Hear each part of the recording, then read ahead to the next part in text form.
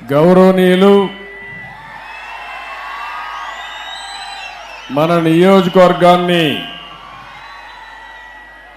నేను లేనప్పుడు ఇన్ఛార్జిగా ఉండి సమర్థవంతంగా నడిపిస్తున్నటువంటి గౌరవ శాసన మండలి సభ్యుడు శ్రీకాంత్ గారు,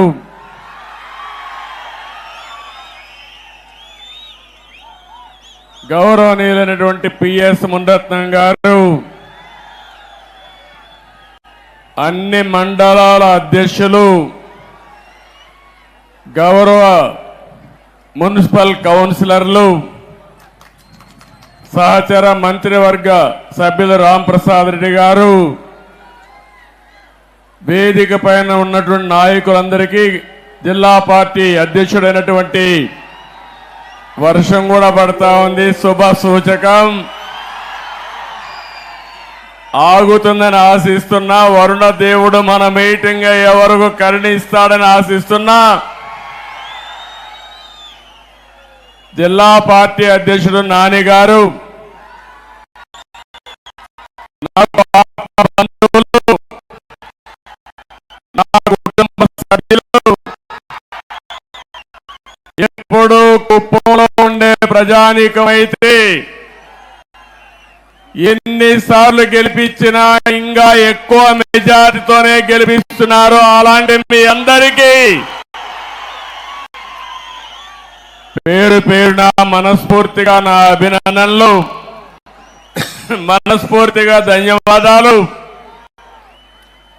కుప్పంలో ఉండే ప్రజలందరికీ శిరస్సు వంచి పాదాభివందనం చేస్తున్నాను. ఈరోజు ఇక్కడికి నేను వచ్చాను. చాలా ఎన్నికల్లో నేను పోటీ చేశాను. ఇది 9వ ఎమ్మెల్యే అయ్యాను. 9 సార్లు ఎమ్మెల్యే అయితే 8 సార్లు మన కుప్పం నుంచే ఎమ్మెల్యే అయ్యాను. తిరుగులేని మెజార్టీతో గెలిపించారు మీరు. నా మీద ఒక విశ్వాసం పెట్టుకున్నారు. నేను వచ్చినా రాకపోయినా ఎన్నికల్లో మేము అండగా ఉంటామని మీ నిజాయితీ నిరూపించారు. నాకు మళ్ళీ జన్మ అనేది ఉంటే కుప్పం ముద్దు బిడ్డగానే పుడతాను, మీ సేవ కోసమే ఉంటాను. అలాంటి అరుదైన అనుభవం ఈ నియోజకవర్గం. ఈసారి ఎన్నికలు జరిగాయి. 164 మంది ఎమ్మెల్యేలు గెలిపించారు. వైఎస్ఆర్ కాంగ్రెస్ పార్టీని చిత్తుగా ఓడించారు. 11 సీట్లే గెలిచారు. అంటే ప్రజాస్వామ్యంలో ఎవరైనా సరే విర్ర వీగితే ఇదే గతి పడుతుందని ప్రజలు నిరూపించారని చెప్పి నేను మీ అందరికీ తెలియజేస్తున్నా. ఎటు చేద్దాం? కాసేపు వెయిట్ చేద్దామా?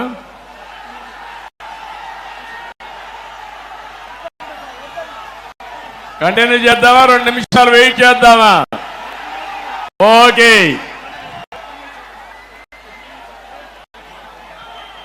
అలాంటిది మొన్న జరిగిన ఎన్నికల్లో ఒక హిస్టారికల్ ఎన్నికలు జరిగాయి.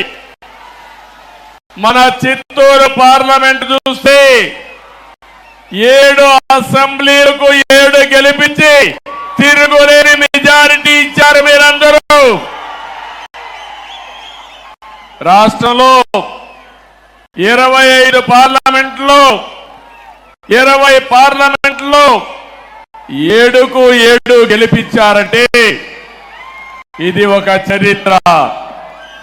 25 పార్లమెంట్లకి 21 పార్లమెంట్లు గెలిపించారు. ఈరోజు మీరందరూ ఒకసారి ఆలోచిస్తే ఈ యొక్క వైఎస్ఆర్ కాంగ్రెస్ పార్టీ ఒక అరాచక పార్టీ. అలాంటి పార్టీని ఇంటికి పంపించడానికి తెలుగుదేశం, జనసేన, బీజేపీ జట్టు కట్టాం. 4 పార్టీలు కలిసి పోరాడాం. ఎన్డీఏలో భాగస్వాములయ్యాం. అందుకే ఈ ఎన్నిక ఒక హిస్టారికల్ ఎన్నిక అని చెప్పి కూడా నేను మీకు తెలియజేస్తున్నా.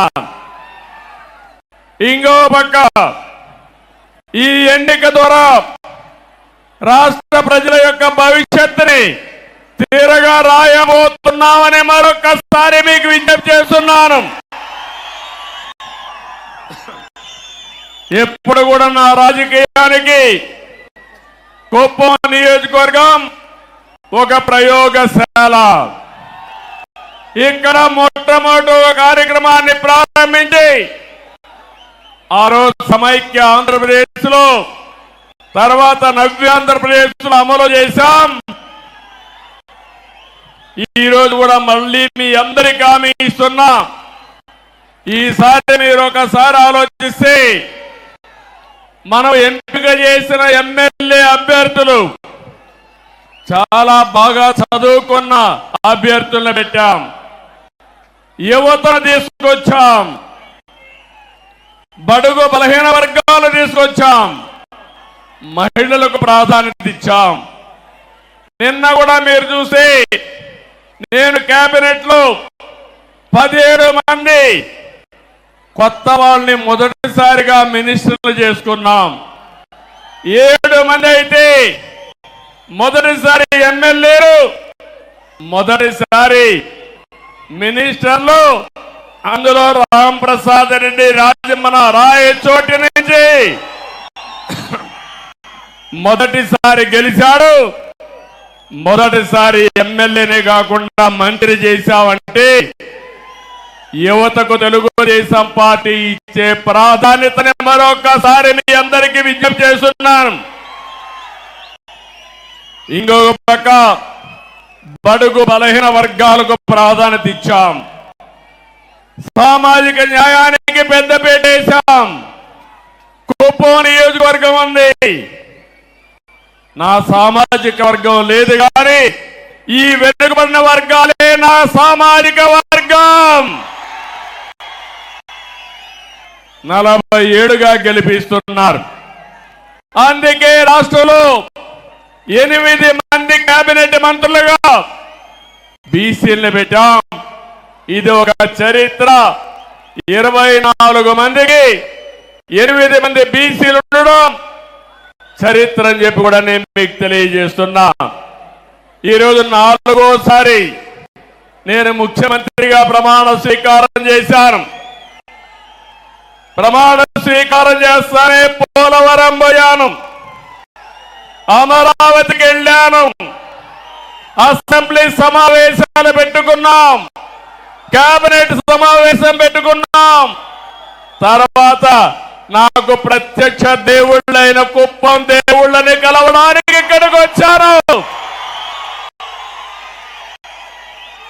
ఇక్కడి నుంచి ప్రజాక్షేత్రానికి వెళతాను.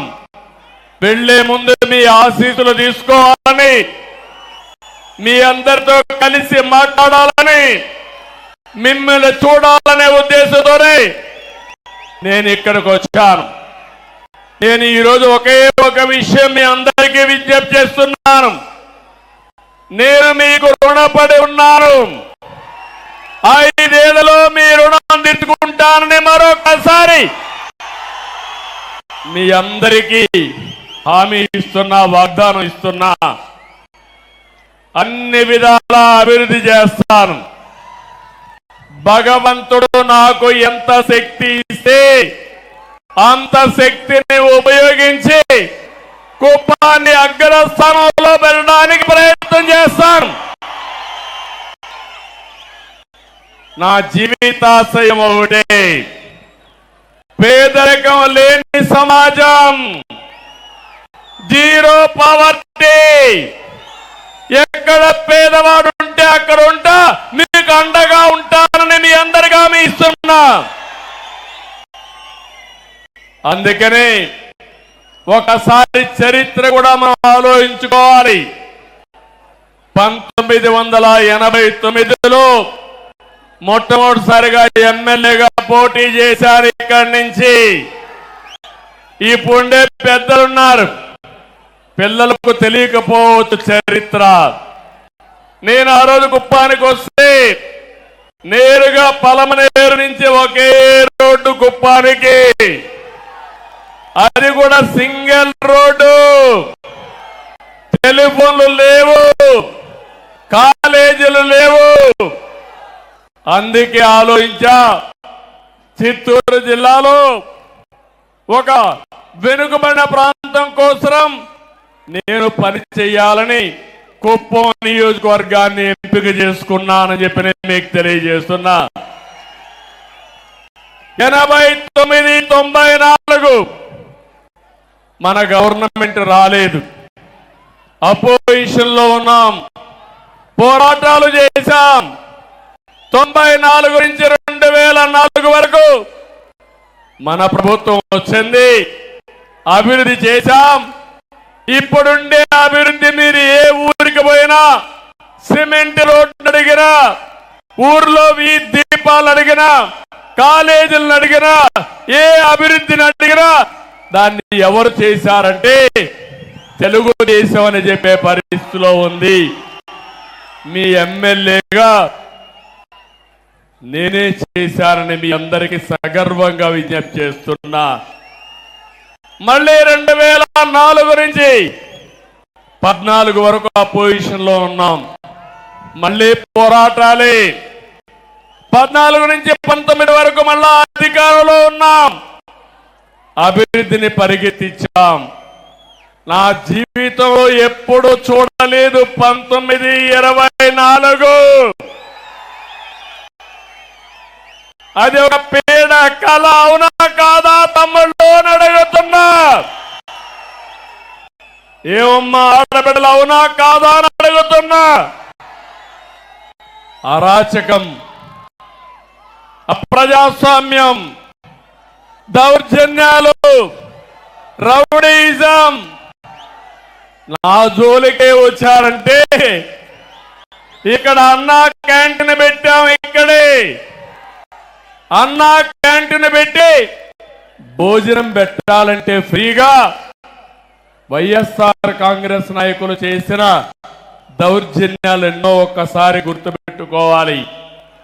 ఎక్కడో కేజీఎఫ్ అనుకున్నాం, కేజీఎఫ్ లో బంగారం కోసం గనులు వచ్చాయి. కుప్పంలో గ్రనైట్ మొత్తం దేసేసి మళ్ళా కేజీఎఫ్ ను మరిపించే విధంగా దోపిడీ జరిగింది, అవునా కాదా అని మిమ్మల్ని అడుగుతున్నా. ఒక మాజీ ముఖ్యమంత్రిగా, ఒక ప్రజాప్రతినిధిగా, ఒక ఎమ్మెల్యేగా నేను అక్కడికి పోతే నాకే దిక్కు లేదు. నేను కుప్పానికి వస్తున్నానంటే జీవో నెంబర్ 1 తీసుకొచ్చి మన మీదనే దాడులు చేసి మన వాళ్ళనే కేసులు పెట్టి 30 మందిని, దగ్గర 10 మందిని 30 రోజులు జైల్లో పెట్టారు. ఏం తమ్ముళ్ళు మర్చిపోతానా, ఆడబిడ్డలో మర్చిపోతానా అని అడుగుతున్నా. నా జీవితంలో మొట్టమొదటిసారి జైలు కూడా పోయి మన వాళ్ళని పరామర్శించా, తర్వాత నన్ను కూడా జైల్లో పెట్టే పరిస్థితికి వచ్చారు. బాధ, ఆవేదన ఉంది. నాకు ఎవరి మీద కోపం లేదు, మీ మీద అభిమానం ఉంది. అందుకే చెప్తున్నా, కుప్పం ఒక ప్రశాంతమైన ప్రాంతం, అవునా కాదా అని మిమ్మల్ని అడుగుతున్నా. మీకు ప్రశాంతత కావాలన్నా లేదా అని అడుగుతున్నా. ఈరోజు మీ తరపున ఈ యొక్క ఎన్టీఆర్ మెమోరియల్, ఎన్టీఆర్ విగ్రహం సాక్షిగా చెబుతున్నా, ఎవడైనా కుప్పంలో రౌడీజం చేశారో చేస్తారు. అదే కడపటి రోజు అవుతుంది, మీకు జాగ్రత్త. రౌడీజం గాని, గంజాయి గాని, అక్రమ వ్యాపారాలు గాని ఈ ప్రశాంతమైన పవిత్రమైన కుప్పంలో చేయడానికి వీలు లేదు. అందరూ ఏకగ్రీవంగా ఆమోదిస్తారా లేదా అని మిమ్మల్ని అడుగుతున్నా. గట్టిగా చప్పట్లు కొట్టి కూడా చెప్పండి ఆమోదిస్తామని. 5 సంవత్సరాలు నేను ఒక స్పష్టమైన అజెండాతో వచ్చాను మీ దగ్గరికి. సంక్షేమానికి పెద్దపీట వేస్తాం, అభివృద్ధి పరిగెత్తిస్తాం. దానికి నమూనాగా ఈ కుప్పం నియోజకవర్గాన్ని తయారు చేస్తారని మరొకసారి మీ అందరికీ హామీ ఇస్తున్నా. మన మున్సిపాలిటీ కుప్పం పన్నులు పెంచారు కానీ అభివృద్ధి చేశారా తమ్ముళ్ళు, ఆడబిడ్డలను అడుగుతున్నా. నేను మీ అందరికీ ఒకటి హామీ ఇస్తున్నా. ఈరోజు నేను మొన్నే చెప్పాను 100 కోట్లని, కానీ 100 కోట్లు కాదు, ఎంతైనా పర్వాలేదు, ఒక మోడల్ మున్సిపాలిటీగా ఈ కుప్పాన్ని తయారు చేస్తాం. ఔటర్ రింగ్ రోడ్ వేస్తాం, టౌన్ లేక్ అన్ని రోడ్లు వేస్తాం, అన్ని రోడ్లు సిమెంట్ రోడ్డు చేస్తాను, డ్రైనేజ్ వ్యవస్థ ఏర్పాటు చేశాను, జంక్షన్లు కూడా ఏర్పాటు చేసి అవసరమైతే ఒక పరిశుభ్రమైన నగరంగా కుప్పం టౌన్ ని తయారు చేసే బాధ్యత నాదని మీ అందరికీ హామీ ఇస్తున్నా. ఈ కుప్పమే కాదు, మనకు 4 మండలాలున్నాయి. 4 మండలాలను కూడా మండల కేంద్రాలను అభివృద్ధి చేస్తా. ఒక్కొక్క మండల కేంద్రానికి ఒక 10 కోట్లు తక్కువ కాకుండా ఖర్చు పెట్టి ఈ మండల కేంద్రాలను అభివృద్ధి చేసి ఆదర్శమైన టౌన్ గా చేసే బాధ్యత నాదని మీ అందరికీ హామీ ఇస్తున్నా. అన్ని పంచాయతీల్ని, మేజర్ పంచాయతీ 2 కోట్లు ఖర్చు పెడతాం, మైనర్ పంచాయతీని 1 కోటి రూపాయలు ఖర్చు పెడతాం. ఇవన్నిటికీ ఎస్టిమేట్స్ తయారు చేపిస్తా. పని ఈ రోజు నుంచే ప్రారంభం అవుతుందని మరొకసారి హామీ ఇస్తున్నా. ఇది కాకుండా మీ గ్రామాల్లో గ్రామ సభలు పెట్టి త్రాగునీరు, డ్రైనేజ్, వీధి దీపాలు, ఇలాంటి కనీస మౌలిక సదుపాయాలు ఏవైతే అవసరముందో అదే మాదిరిగా వేస్ట్ కాంపోస్ట్ పెట్టాం. మనం ఊర్లో ఉండే చెత్తంతా తీసుకొచ్చి ఎరువుగా మార్చి కాంపోస్ట్ ఎరువుగా ఉపయోగించాలని చెప్పి ఆలోచించాం. ఆ షెడ్లన్నీ ఈరోజు వైఎస్ఆర్ కాంగ్రెస్ నాయకులు వాళ్ళ రంగు కొట్టుకున్నారు, కానీ అక్కడ మాత్రం ఎలాంటి కార్యక్రమాలు లేవు. అందుకే మీకు హామీ ఇస్తున్నాను, కుప్పంలో ప్రతి ఒక్క పంచాయతీ ఒక మంచి పంచాయతీగా, పరిశుభ్రమైన పంచాయతీగా తయారు చేసే బాధ్యత నాదని మీ అందరికీ హామీ ఇస్తున్నా. త్రాగునీరు ఎప్పుడో వాటర్ స్కీములు పెట్టాం. ఎన్టీఆర్ సుజల స్రవంతి కింద ₹2కి 20 లీటర్లు నీళ్లు ఇస్తే దాన్ని సర్వనాశనం చేశారు. మళ్ళీ హామీ ఇస్తున్నాం, ప్రతి ఒక్క ఇంటికి కొళాయి ద్వారా నీళ్లు ఇచ్చే బాధ్యత తీసుకుంటాం. ఇదే కాదు, ఎన్టీఆర్ సుజల స్రవంతి కూడా మినరల్ వాటర్ ఇవ్వడానికి ముందుకు తీసుకుపోతాం. దీన్ని కూడా ఎస్టిమేట్ చేపిస్తా. వార్ ఫుటింగ్ లో ఈ పనులన్నీ అవుతాయని చెప్పి నేను మీకు తెలియజేస్తున్నా. ఒక పక్క అన్ని గ్రామాలకు రోడ్లు ఇప్పించే బాధ్యత తీసుకుంటాం, ఊర్లో సిమెంట్ రోడ్లన్నీ వేసే బాధ్యత తీసుకుంటాం, పొలాలకు కూడా రోడ్లు వేసే బాధ్యత తీసుకుంటామని మీ అందరికీ హామీ ఇస్తున్నా. దీంతో పొలం నుంచి ఏ మార్కెట్కి పోవాలన్నా వ్యవసాయ ఉత్పత్తులు సుజావుగా తీసుకుపోయే కార్యక్రమానికి శ్రీకారం చుడతాం. ఇప్పుడే వస్తానే పోయాను. అందరి నీవా కాలువ మన నాయకుడు ఎన్టీ రామారావు గారు ప్రారంభించిన కాలువ శ్రీశైలం నుంచి 730 కిలోమీటర్లు పరమ సముద్రం మన నియోజకవర్గానికి వస్తుంది. నేను ఆ రోజు 1000 కోట్ల వరకు నీళ్లు తీసుకొచ్చాను.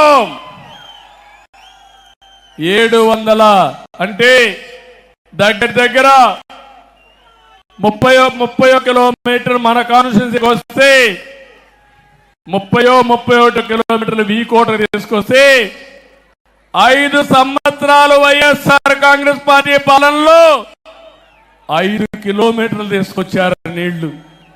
సినిమా షూటింగ్ వేశాడు చూశారా తమ్ముళ్ళు? ఆ రోజు సెట్టింగ్లు పెట్టి ట్రాక్టర్లో నీళ్లు తీసుకొచ్చి నీళ్లు కాలువలో పోసి సీఎం పోతాన అవి కూడా బిరక్కెళ్ళిపోయే పరిస్థితికి వచ్చారు. ఈ సంవత్సరం కృష్ణా నీళ్లు రావాలా లేదా అని మిమ్మల్ని అడుగుతున్నా. రావాలి అంటే గట్టిగా చెప్పండి. చెప్పారు. కాంట్రాక్టులపై ఉండే ప్రేమ వైఎస్ఆర్ కాంగ్రెస్ పార్టీకి రైతుల పైన లేదు. అందుకే